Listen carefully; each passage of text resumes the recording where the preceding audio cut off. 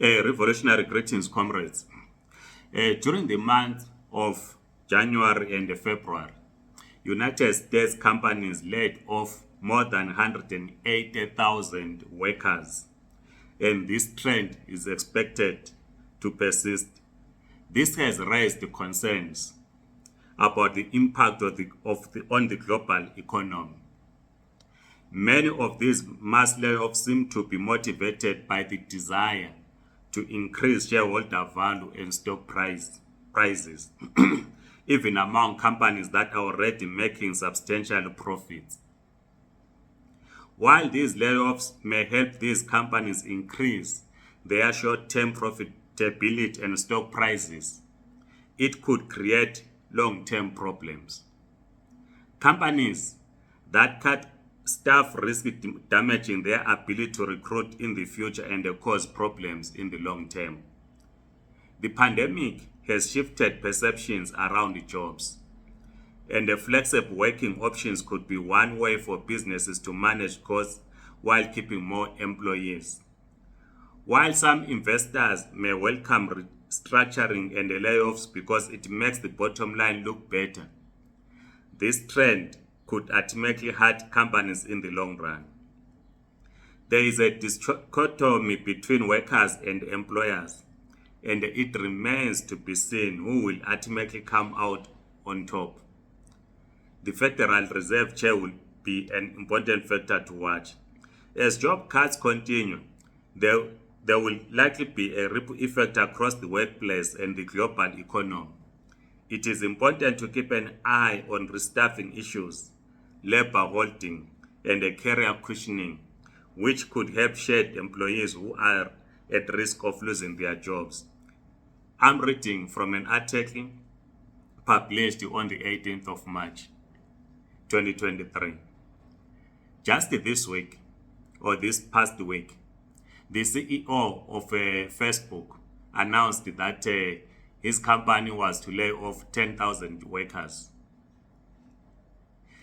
Google also announced that it will not pay this week as well. It will not pay benefits to employees that are on leave, maternity leave.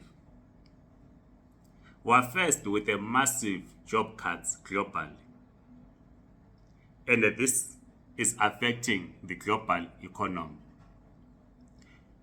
180,000 employees laid off in the United States in the month of January and February. We're not talking about the massive layoffs in Europe, in Asia, in Africa, just in the United States. It is very clear to all of us that we need an alternative economic system. Capitalism is in a crisis. Yes, as workers, as the working class, we might take to the streets, we march on daily basis, stay and occupy the streets to prevent job losers. But without an alternative to capitalism, this is not the answer. Yes, political parties, as political players, we might occupy the streets, marching against massive unemployment. But as long as we're not putting an alternative on the table, which is the socialist economy, nothing will improve. What is likely to happen is that we'll change governments. We're likely to change governments either through protests or through a democratic election, with the hope that the new government that will come in will address massive unemployment. This might not be the answer. Once that government is in power, protests will continue because it will not address unemployment. If it continues, with the capitalist economy. This is a global crisis that we're faced with. And all of us now should agree that capitalism is in a crisis.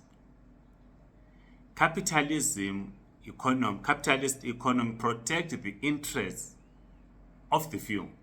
As I was reading in this article, that the reason some companies are laying off employees in the United States is that they want to increase shareholder value and the stock prices. They want to line their pockets at the expense of the employees who are to be laid off. We need an alternative, a socialist economy. In the case of Zimbabwe, we have said as the Zimbabwe Communist Party that we must go back to national planning. We must build a national democratic economy based on national planning linked to devolution of power to the people. Any political party that contests elections in Zimbabwe, elections are coming in July, August, any party that will be contesting elections, as long as it does not put in its manifesto, not just in theoretical, but in practical terms, on how we build a national democratic economy. Yes, might be elected into power, but 3 years down the line, people will say, no, nothing has changed. When we took to the streets in 2017, in the streets of Harare, Bulawayo, Mtare, everywhere, in London, in Johannesburg, everywhere, in November 2017, celebrating the departure of Robert Gabriel Mugabe as president, all of us were thought that we're entering a new phase, and they characterized the new administration as Second Republic. 6 years down the line, nothing changed. And some are beginning to regret, to say, why did people support the military in removing Mugabe from power? Yes, we must mobilize society, but must have a concrete plan on why we mobilize society. What is the alternative? And in our case in Zimbabwe, the alternative is to build a national democratic economy based on national planning linked to devolution of power to the people.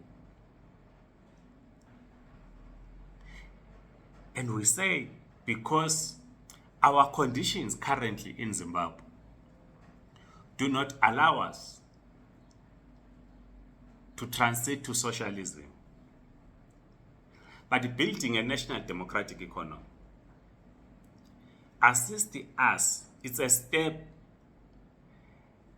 as we prepare is a transitional period to socialism. This is a transitional period to socialism, because we cannot just, in the case of Zimbabwe, switch. This is not like a remote control, a TV remote control. We cannot just switch from a capitalist economy to a socialist economy. There must be a transitional phase. And the proposal that we're speaking to is a transitional phase to build a socialist economy, because the capitalist economy is in a crisis. Just in the United States of America, the month of January and February, 180,000 workers laid off, and more are being laid off. Thousands of workers in Africa continue to lose jobs on daily basis. Same is happening in Europe. Same is happening in Asia. Please share your views in the comment section. As I've said, as the Zimbabwe Communist Party, our view is that the world needs an alternative economic system, and that alternative is socialist economy. What we should be debating and what we are engaging on is how we transit from the capitalist economy to the socialist economy. Please write in the comment section, like this video, please subscribe to this YouTube channel. Otherwise, Amandla Comrades.